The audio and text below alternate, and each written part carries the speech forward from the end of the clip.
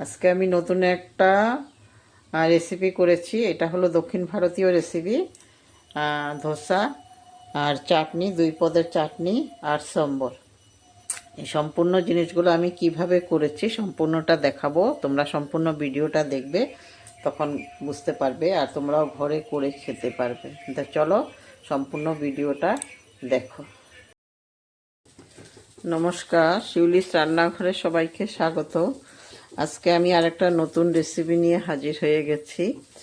আজকে আমি করব দক্ষিণ ভারতীয় একটা রেসিপি, যাকে ধোসা বলে। তার জন্য আমি কিছু চাউল নিয়েছি, আগে থেকে একটু ধুয়ে রেখে দিয়েছিলাম। এখন আমি দিয়ে দিচ্ছি কিছু ছোলার ডাল আর কিছু কালার ডাল, আর দিচ্ছি মেথি। মেথিটা একটু আগেই ভিজিয়ে রাখতে হবে, এটার সাথেই দিয়ে দিতে হবে, চাউল ডাল এগুলোর সাথে, তাহলে মেথিটা এটার সাথে ভালো করে পেস্ট হয়ে যাবে। এখন আমি এগুলোকে ভালো করে ধুয়ে রাখবো। আমি 3-4 বার করে ধুয়ে নিয়ে এসেছি। এখন আমি এগুলোকে 4-5 ঘন্টা এইভাবে জলে রেখে দেবো ভিজিয়ে। 3-4 ঘন্টা এই ডাল চালগুলো ভিজানো হয়ে গেছে। 3-4 ঘন্টা ছিল। এখন আমি একটা গ্রাইন্ডারে দিয়ে এগুলো সবগুলো পেস্ট করে নেব। এগুলো সব এটার মধ্যে দিয়ে দেব, গ্রাইন্ডারে বাটিটার মধ্যে। এগুলো দেওয়া হয়ে গেছে। এখন একটু জল দিয়ে দেব। এখন জল দেওয়ার পরে আমি এগুলোকে গ্রাইন্ডারে দিয়ে পেস্ট করে নিচ্ছি। পেস্ট করা হয়ে গেছে। এখন আমি এটাকে একটা বাটিতে নিয়ে নিচ্ছি। বাটিতে নিয়ে সারা রাত্রের জন্য আমি এটাকে রেস্টে রেখে দেব। ফ্রিজে রাখবো না, এমনিতেই রাখবো। ফ্রিজে রাখলে হবে না কিন্তু, এইভাবে আমি রেখে দেব সারা রাত্র। ধোসার বেটারটা দেখো কি সুন্দর ফুলে গেছে। এই যে আমি একটু চামচ দিকে তোমাদেরকে দেখাচ্ছি। এই যে আমি 9 ঘন্টা 10 ঘন্টার মতো রেখে দিয়েছিলাম। এখন তো শীতের দিন, তাড়াতাড়ি হয় না, এই জন্য এমনি রেখে দিয়েছিলাম 9-10 ঘন্টা। গরম দিন হলে তোমার 5-6 ঘন্টায় হয়ে যায়। এই দেখো কত সুন্দর হয়ে গেছে।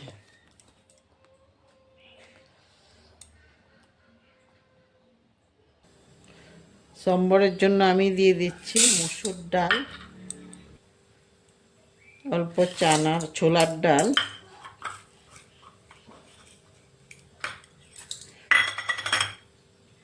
ডালগুলো এখন আমি ভালো করে ধুয়ে নেব। ডালগুলো আমি ভালো করে ধুয়ে নিয়ে এসেছি। এখন আমি এগুলোকে প্রেসার কুকারে দিয়ে দেব।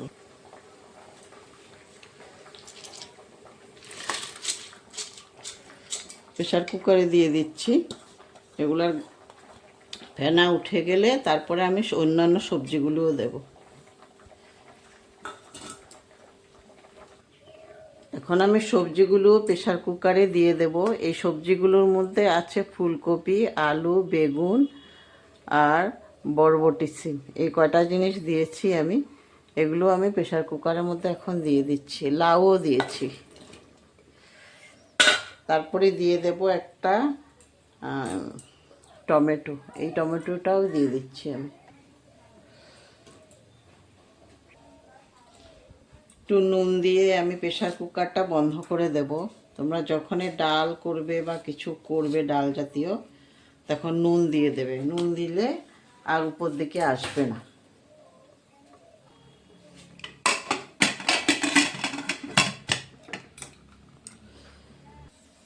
এদিকে আমি একটু চাটনিও বানাবো। এই জন্য আমি এই যে ছোলার ডাল কিছু নিয়ে নিয়েছি, এগুলোকে হালকা করে একটু ভেজে নেব। এর থেকে আর বেশি ভাজা দরকার নেই। আমি গ্যাসটা অফ করে দিচ্ছি। আমি এখন চাটনিটা বানিয়ে নেব। নারকেল কোড়া দিচ্ছি কিছু, আর দিচ্ছি ছোলার ডালগুলো যে ভেজে রেখেছিলাম, ওই ছোলার ডালগুলো দেব এখন।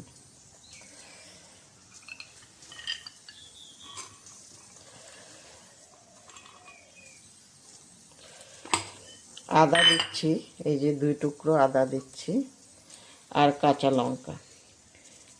লঙ্কা, দুটো কাঁচা লঙ্কা দিচ্ছি। এগুলি এখন আমি গ্রাইন্ডারে পেস্ট করে নেব। একটু নুনও দিয়ে দিচ্ছি, মানে পরিমাণ মতো। আগে আমি প্রথমে দেইনি, এখন দিয়ে দিচ্ছি। এখন দিয়ে আবার একটু পেস্ট করে নেব। আমি আর একটা চাটনি বানাবো, তার জন্য একটু তেল দিয়ে দিয়েছি। এটার মধ্যে তেলের মধ্যে দিয়ে দিচ্ছি আমি সামান্য জিরে, আর দিয়ে দেব একটু মরিচ। এখন দিয়ে দিচ্ছি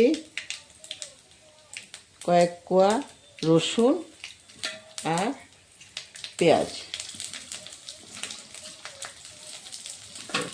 একটু আদা দিয়ে দিচ্ছি। এই যে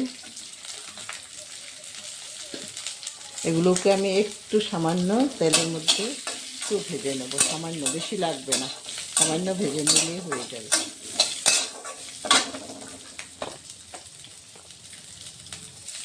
দুটো শুকনো লঙ্কাও দিয়ে দিচ্ছি।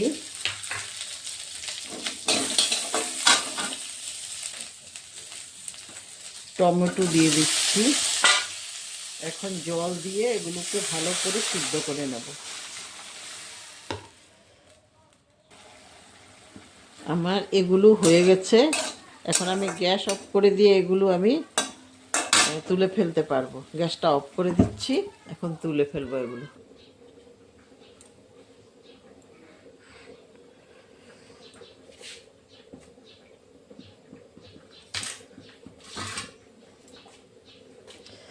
এখানে দিয়েছি নারকেল কোলা আর ছোলার ডাল, আর দিচ্ছি 1 পিস আদা।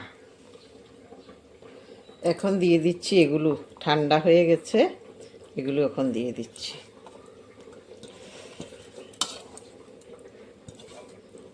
এগুলো ঠান্ডা করেই দেবে, গরম গরম দেবে না। এখন আমি একটু নুন দেব এটার মধ্যে, আন্দাজ মতো নুন দিচ্ছি। নুন দিয়ে আমি এটাকে পেস্ট করে নেব। এখন পেস্ট করা হয়ে গেছে, এখন আমি এটা বাটির মধ্যে ঢেলে নিচ্ছি। চাটনিগুলো পেস্ট হয়ে গেছে। একটু ভালো করে পেস্ট করতে হয়, দানা দানা যেন না থাকে, কারণ এখানে ছোলার ডালও আছে তো, এই জন্য একটু ভালো করে পেস্ট করে নেবে তোমরা।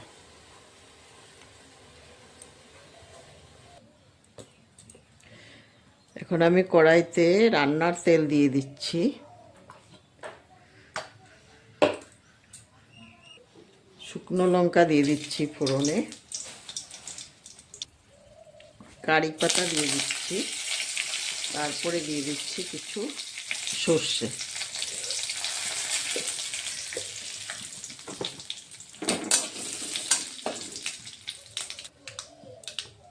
এগুলো এখন আমি চাটনির মধ্যে দিয়ে দেব।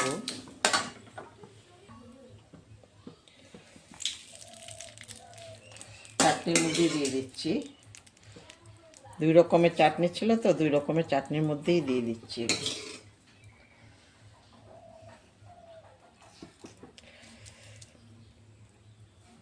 এখন আমি সম্বরটা রেডি করব।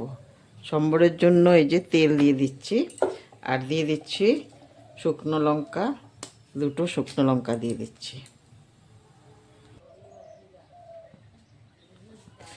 এটার মধ্যে দিয়ে দিচ্ছি এখন ফোড়নে আমি কিছু কারি পাতাও দিয়ে দিচ্ছি। কারি পাতাগুলো একটু ভাজা হলে তারপরে দিয়ে দেব সর্ষে।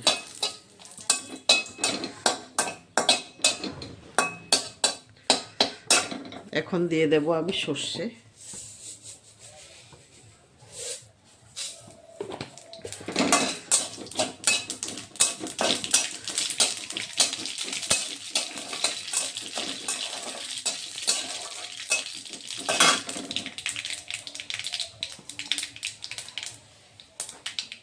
আমি এখন সম্বরগুলো দিয়ে দিচ্ছি।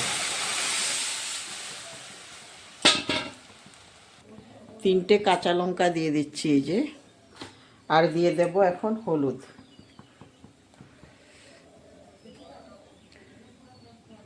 হলুদ দিয়ে আমি ভালো করে মিশিয়ে দেব।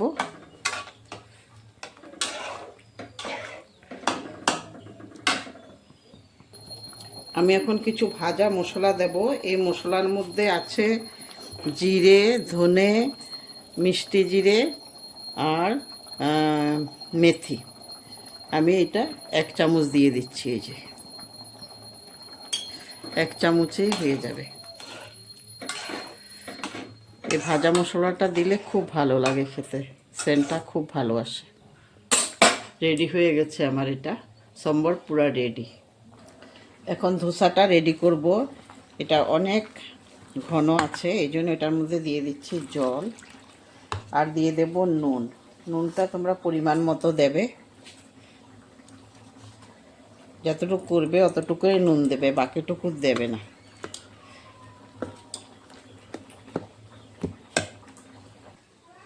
ধোসাগুলি রেডি করব এখন।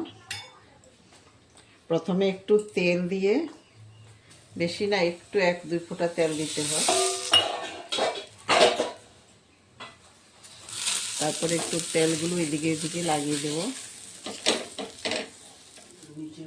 একটু জল ছিটে দিয়ে দেব। তারপরে জল ছিটে দিয়ে মুছে দিচ্ছি। এখন আমি ধোসাটা দেব।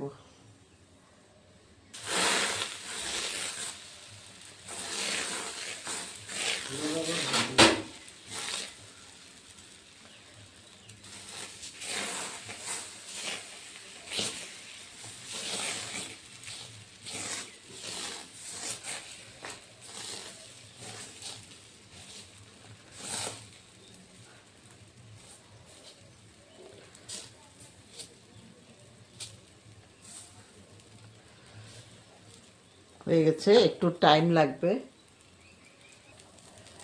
উপর থেকে একটু তেল ব্রাশ করে দিচ্ছি।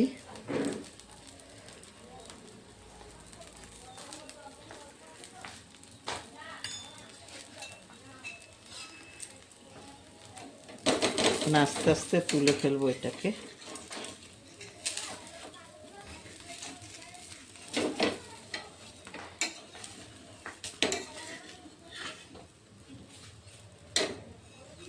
আরো কম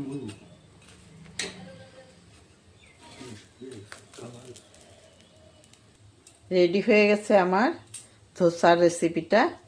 সম্বর, তারপরে চাটনি, 2 পদের চাটনি আর ধোসা।